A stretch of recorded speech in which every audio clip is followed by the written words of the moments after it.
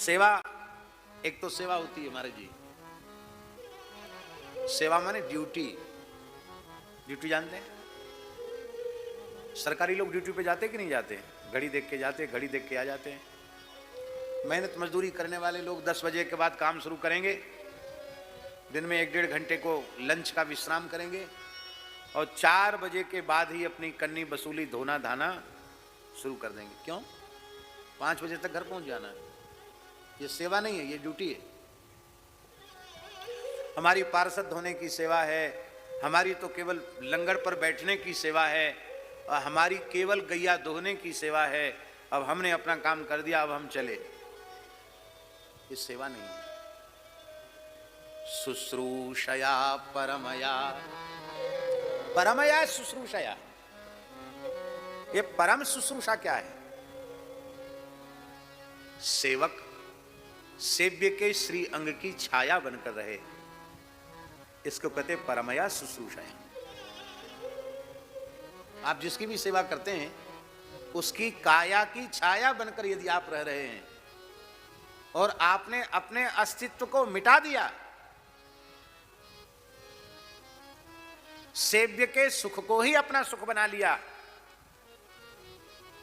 और उस सेवा के बदले तुमने कुछ भी नहीं चाहा, न अन्न चाहा, न वस्त्र चाहा, न द्रव्य चाहा, न प्रतिष्ठा चाहिए, भोग भी नहीं चाहा और मोक्ष भी नहीं चाहा, सेवा के बदले केवल सेवा चाहिए, इसको कहते परमया शुश्रूषया।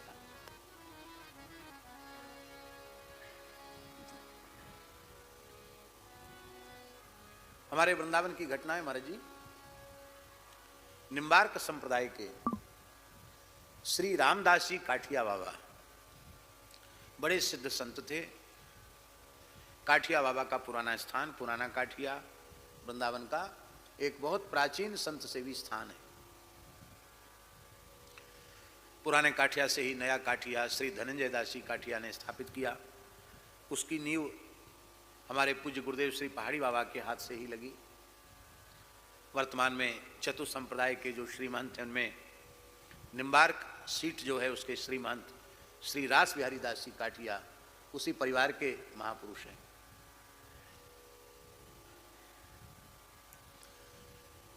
तो श्री रामदास जी काठिया बड़े सिद्ध संत थे, ब्रज विदेही श्री महंत, अद्भुत सिद्ध संत थे। वो निम्बार्क परंपरा में वही चतुर संप्रदाय खालसे के भी श्री महंत रहे रामदास जी काठिया। महान योगी, महान सिद्ध। उनके जीवन के ऐसे ऐसे विलक्षण प्रसंग हैं कि आप सुनकर अवाक रह जाएंगे। और अब एक घटना आप सुनिए। अंग्रेजी शासन का काल था उस समय, लगभग 150 वर्ष पुरानी बात होगी। और उस समय हाई कोर्ट कलकत्ता में था, सुप्रीम कोर्ट लंदन में था।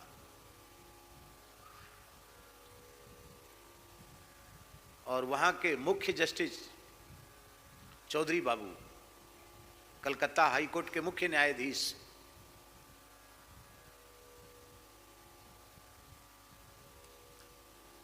कितने बड़े विद्वान होंगे। अंग्रेजों के शासन में इतना बड़ा पद उनको मिलना कोई सामान्य बात थी। और वो अपनी छत के ऊपर विश्राम कर रहे थे। बाबा आकाश मार्ग से जा रहे थे, काठिया बाबा, और वो उतरे उनकी छत पर। उतर करके कोई ध्यान धारणा की जुक्ति बताई, वो फटकार लगाई। बड़ा बैरिस्टर बन गया, बड़ा जज बन गया, बड़ा पड़ा सो रहा है, साधन कर, भजन कर। उसके बाद उनका जीवन बदल गया। वे साधन में लग गए। मन ही मन सोचने लगे भी महापुरुष कौन जिन्होंने ऐसा हमें दर्शन दिया। तो उनकी लगन इतनी लग गई कि उन्होंने बैरिस्टरी, जजी सब छोड़ दी और वे विचरने लगे उस संत की खोज में जिस संत ने आकाश मार्ग से आकर कृपा की थी। हमारा जी ये सपने की बात नहीं, प्रत्यक्ष की बात है। वो घूमते घूमते चौधरी बाबू वृंदावन में आए तो उन्होंने क्या देखा, उसमें जंगल था जहाँ काठिया बाबा का स्थान है, घोर जंगल था। तो बाबा ऐसे वृक्षों के नीचे बैठे थे, धूना अखंड अखंड धूना चैतन्य था, और त्यागी तपस्वी 10-20 वहाँ बैठे थे। चिलम चल रही थी।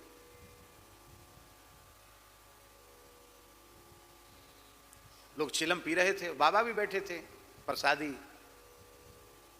अमनिया कैसे पिए, महाराज एक फूंक लगा दो, तो महाराज भी ले लेते थे। और महाराज डांट डपट भी कर रहे थे, उसमें गाली भी दे रहे थे, गालियां भी दे रहे थे, गंदी भद्दी गालियां भी दे रहे थे। अब वो इतने पढ़े लिखे थे, चौधरी बाबू मन में सोचने लगे, ये महापुरुष तो वही है, बिल्कुल वही स्वरूप है, ऐसी एक लंगोटी है, काठ का आड़बंद है, विशाल जटाएं हैं, अखंड विभूति है, द्वादश तिलक है, तो महात्मा तो वही है। लेकिन ये तो ऐसे ही बैठे हैं, धुना है, और पढ़े लिखे लोग भी इनके आसपास नहीं, सब धुआं धक्कड़ वाले लोग हैं।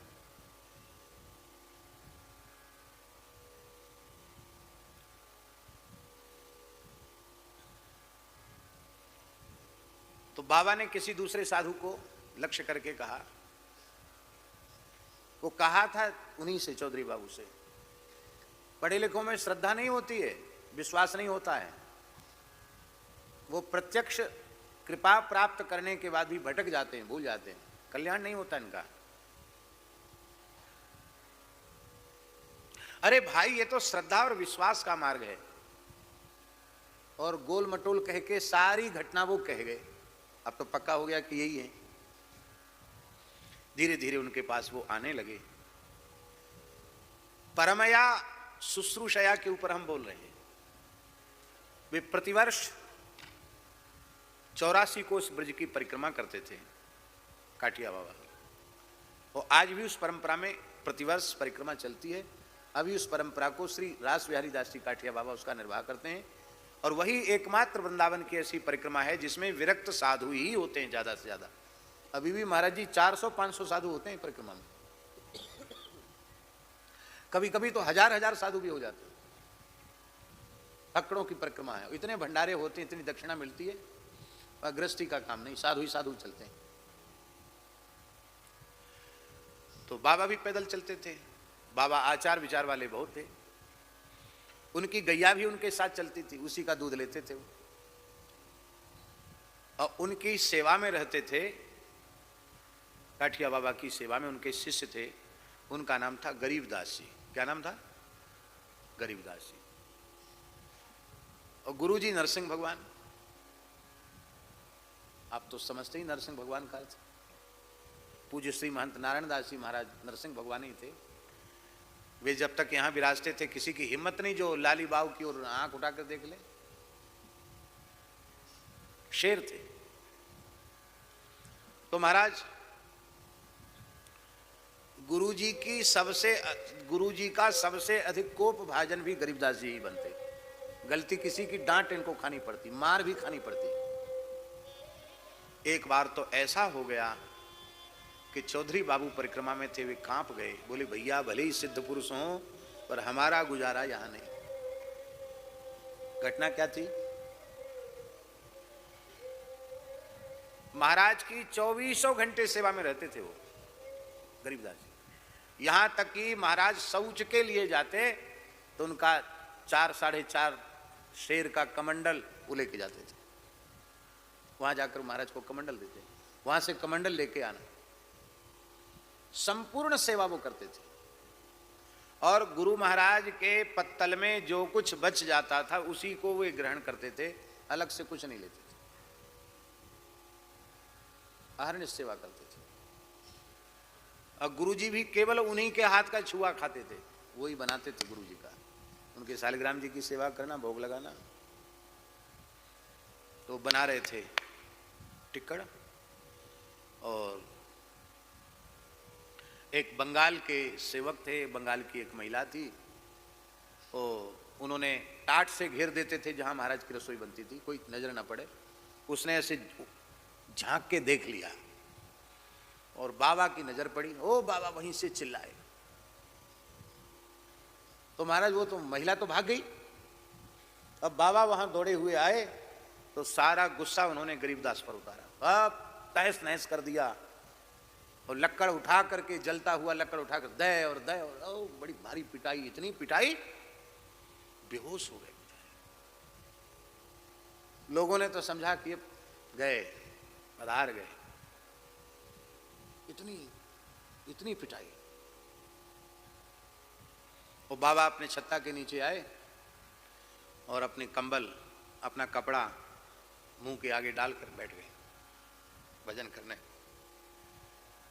थोड़ी देर में गरीबदास जी उठे, स्नान किया, फिर से गैया के गोबर से चौका लगाया, फिर रसोई बनाई, ठाकुर जी को भोग लगाया और फिर गुरु जी को पवाया। आज समय से प्रसाद नहीं हुआ, लेट हो गए, स्वाभाविक है, द्वारा सब तैयारी करेंगे तो लेट हो जाएंगे। और गुरु महाराज भी ऐसे विलक्षण पा तो लिए, लेकिन रोज कुछ न कुछ छोड़ देते थे। आज तो पत्तल को ऐसे चाट लिया उन्होंने, मतलब सब्जी का एक कण भी नहीं छोड़ा, कुछ नहीं छोड़ा, खाली पत्तल। तो उसी को उन्होंने जीभ से लगा के सिर से विसर्जित कराए। रात्रि का समय था। श्री काठिया बाबा पौड़े थे, लेटे थे, और गरीबदास एक कटोरी में घी लेकर महाराज के चरणों के तल में लगा रहे थे।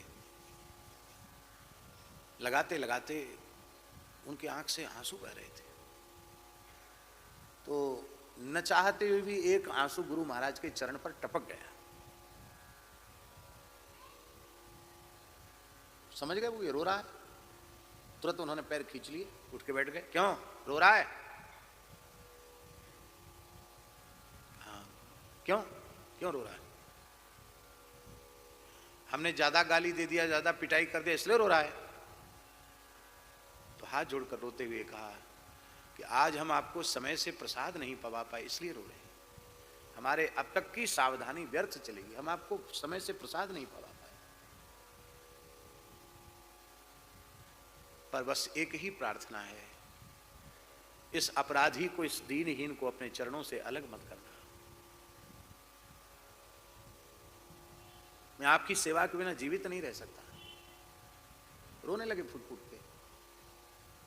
महाराज ने खींचा उसको, गरीबदास जी को, छाती से लगा लिया। बोले बेटा, मैं तो केवल तुम्हारी परीक्षा ले रहा था, कठोर से कठोर परीक्षा, देखता हूं तू कितना सहनशील है। पर आज मेरा हृदय चक्र जागृत हो गया है, मैं प्रसन्न हूं तेरी सेवा से। वरदान मांग, क्या चाहिए? मैं सर्वसमर्थ हूं, तू जो मांगेगा वह दे सकता हूं मैं। क्या चाहिए बोल? ले अंतिम श्वास तक, जब तक मेरे शरीर में अंतिम श्वास है तब तक मैं आपकी सेवा करूं। मुझे सेवा के बदले कुछ नहीं चाहिए। नहीं नहीं और कुछ मांग। तब गरीबदास जी ने कहा,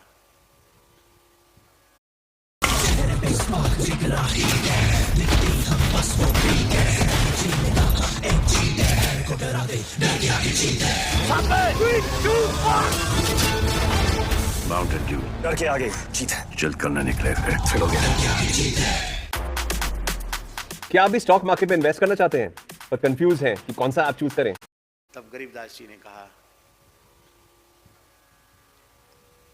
कि आप सब संतों से सुनते हैं कि मानव जन्म का फल है अपने आराध्य इष्ट युगल सरकार श्यामा श्याम का इन्हीं नेत्रों से प्रत्यक्ष दर्शन कर लेना। मेरे पास भजन का साधन का बल तो है नहीं, मैं तो सर्वथा अपात्र कुपात्र अयोग्य व्यक्ति हूं। और आपकी करुणा हो जाए तो युगल सरकार की झलक हमें भी प्राप्त हो जाए। क्यों रोता है? स्वयं युगल सरकार तुझे लेने आएंगे, तो इसी शरीर से इन्हीं आंखों से उनका प्रत्यक्ष दर्शन करेगा। इस घटना के समय भी चौधरी बाबू वहां थे उपस्थित। तो दोपहर में तो वो घबरा गए, बोले हम तो भाई इनके पास अब नहीं आएंगे। ऐसा महात्मा दया का नाम निशान नहीं, जो दिन रात सेवा कर रहा है उसको यही पुरस्कार सेवा का। लेकिन अब समझ गए भैया, सिद्धों की लीला, महापुरुषों की लीला कोई समझ नहीं सकता। लेकिन ये देखना चाहिए कि ये जो वरदान मांगा है ये कब फलीभूत होगा। वर्ष व्यतीत होते चले गए और परिक्रमा हर साल उठती थी और वो भी परिक्रमा करने आते थे। शायद 5-7 वर्ष व्यतीत हो गए होंगे। बिहार कुंड पर परिक्रमा पहुंची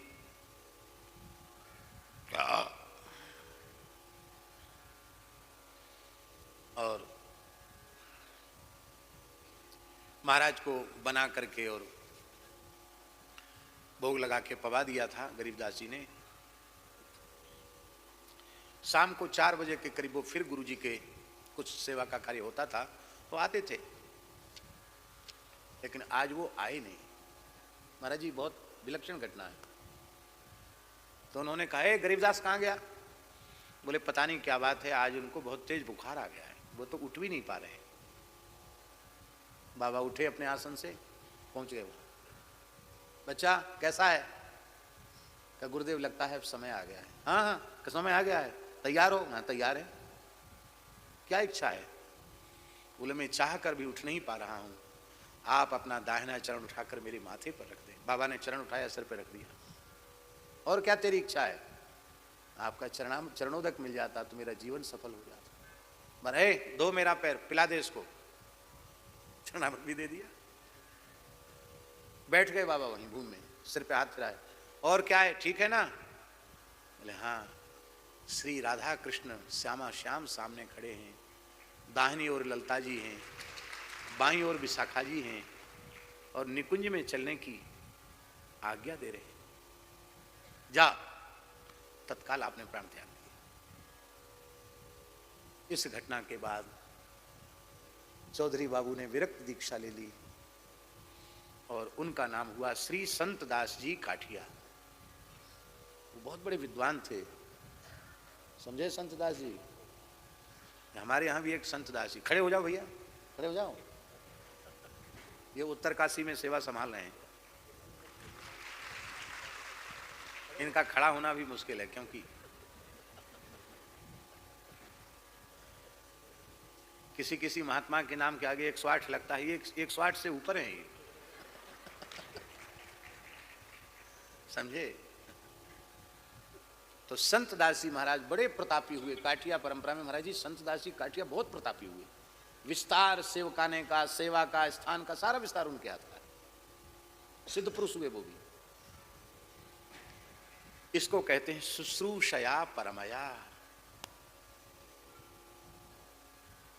आज तनिक भी स्वामी के मन के विरुद्ध कितना हो रहा है, इसकी तो सेवकों को परवाह ही नहीं है। शिष्य सेवक के मन के विरुद्ध कोई एक बात हो जाए, बस उसी में सेवकों का मुंह फूल जाता है, और फिर वो मन ही मन कहते हैं कि हम तो इनकी अक्ल ठिकाने लगा देंगे। तो अब हम आपसे पूछते हैं, जो अपने स्वामी की, अपने गुरुजनों की ही अक्ल ठिकाने लगाने का विचार अपने मन में रखता हो, उसको क्या मिलेगा? रिद्धि मिलेगी कि सिद्धि मिलेगी कि भोग मिलेगा कि मोक्ष मिलेगा? क्या मिलेगा? कुछ नहीं मिलेगा।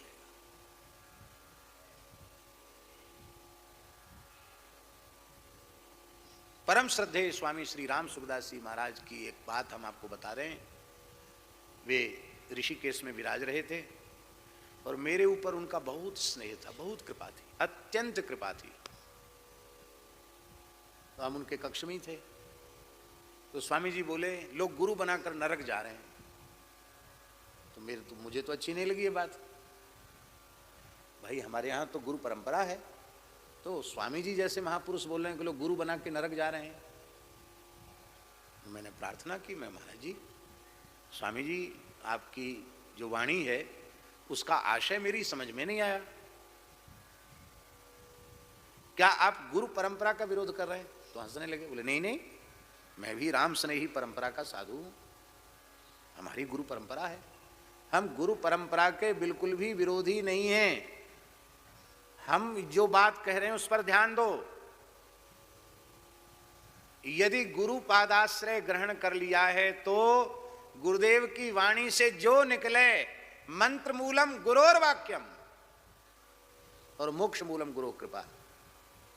गुरु का वचन ही मंत्र मूल है। भूलकर स्वप्न में भी गुरु की अवज्ञा न हो जाए, उनकी आज्ञा की अवहेलना न हो जाए, इतनी सावधानी रखे तो शिष्य शिष्य नहीं रह जाएगा, गुरु हो जाएगा। मरने के बाद मुक्त नहीं, जीवन मुक्त हो जाएगा। लेकिन वर्तमान समय में चेले तो बहुत बन रहे हैं, पर सब मनमुखी हैं। सब गुरुजनों की अवज्ञा कर रहे हैं, आज्ञा का उल्लंघन कर रहे हैं, इसलिए हम कहते लोग गुरु बना के नरक जा रहे हैं। हमने कहा अब समझ में आ गया, अब कोई संदेह नहीं।